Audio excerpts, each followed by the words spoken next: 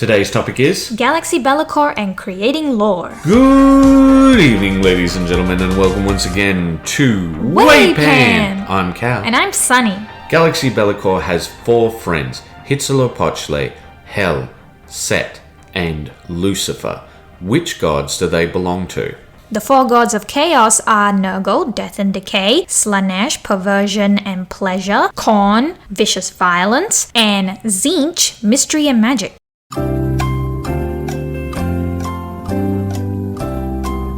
Who did you guess? You're right.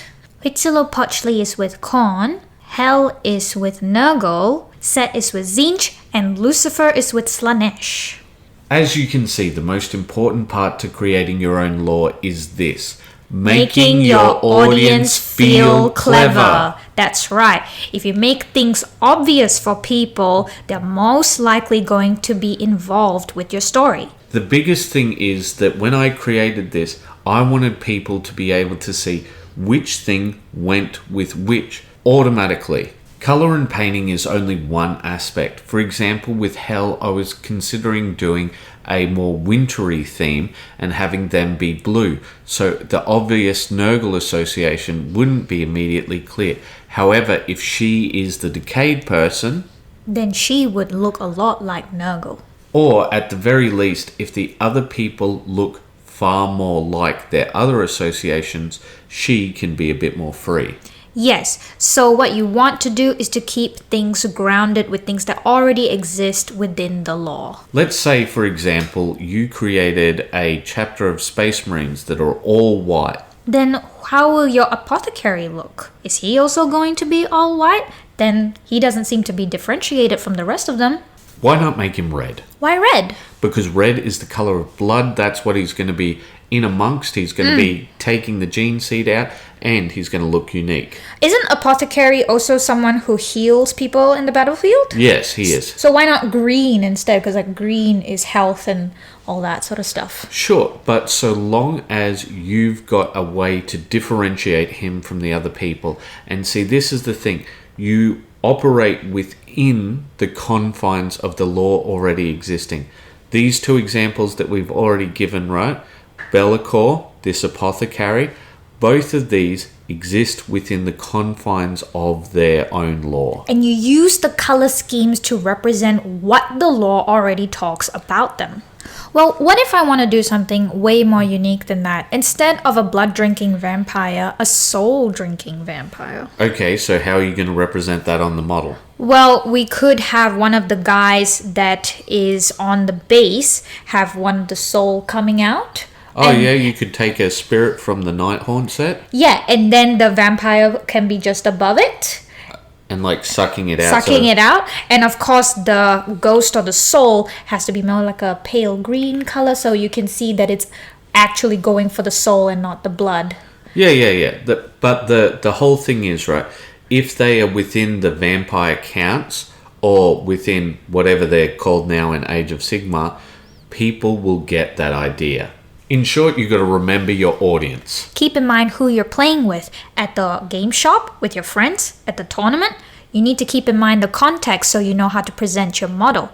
Sure enough, you can say that I'm just creating something super unique because it's my model, I do what I want. But the whole point of being creative, the whole point of engaging in an art form is because you want to express your creativity. You want to express the way you think, and you want others to appreciate it because that's what art is about, to inspire others. If you want to make something for yourself and hide it away, that's fine. We're not going to stop you, nor could we. What we are talking about is creating lore which other people can enjoy. Yes, so that other people can also appreciate the effort you've put behind creating the lore and presenting models in such a way. Essentially, what we're saying is, please don't make, your unique Sonic OC where everybody's looking at it and they're just like, oh, okay, cool story, bro. What we are trying to do is help you not be that guy. Yeah, don't reinvent the wheel, guys. Even though these are very Warhammer-centric examples, that doesn't mean that this doesn't work for other war games, skirmish games, role-playing games, whatever tabletop games you are playing. The whole idea is if there is already existing lore for this game, you function within it. Yes, and if you're creating your own lore, so to speak, there is already an existing universe that you're going to be interacting with. So use the laws of that universe to create your story. And that just helps to keep things a lot more grounded.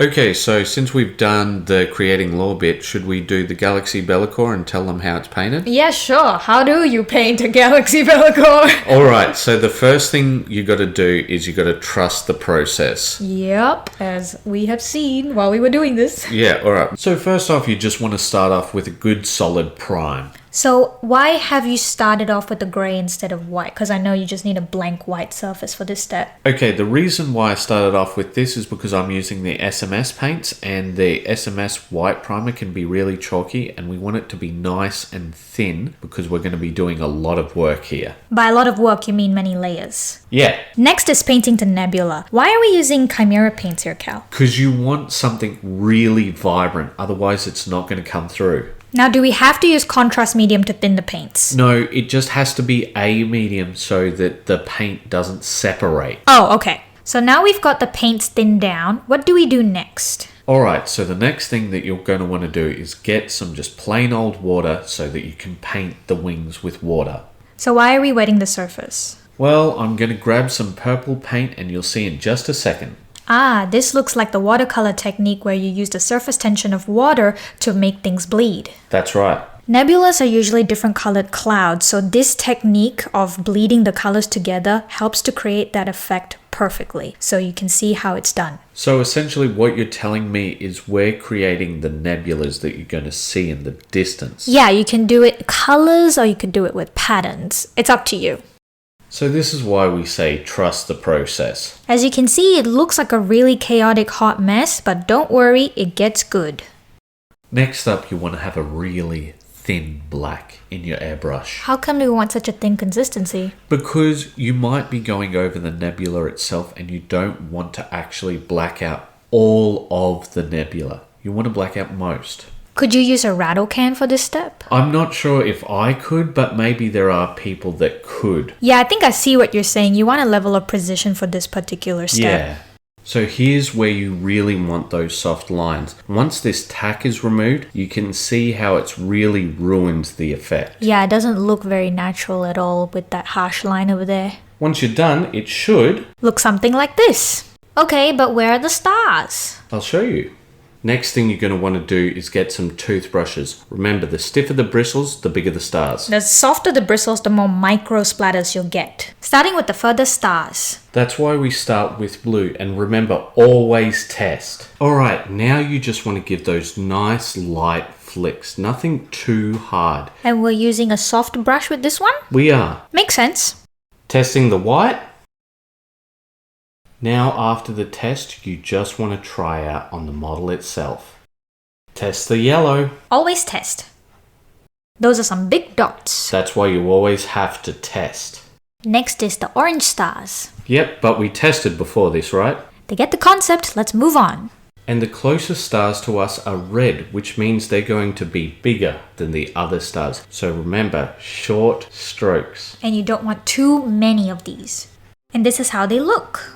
The final thing to do to complete it is to cover up those bones. We're using a flat black and a pinkish purple to show the Slanesh version, and the black is for the Bellicor version. I added magenta over the pinkish purple to make it more vibrant and Slanesh. And there you have it, your finished galaxy effect. But isn't that too many stars? Only if you live in the city. I saw the stars! There was only one way that I managed to finish this Galaxy Bellicor within a week. And what's that? By keeping those brushes wet. Bye-bye!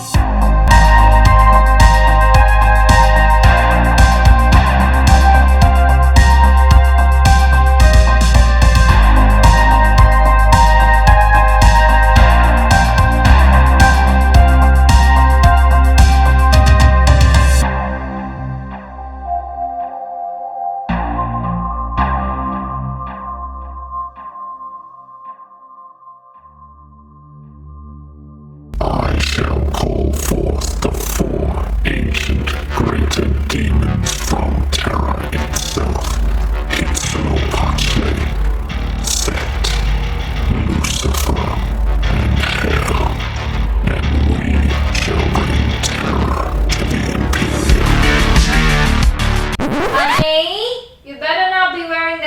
robe again. I mean, no. What? Why? I've told you many times it freaks the cats out. Okay.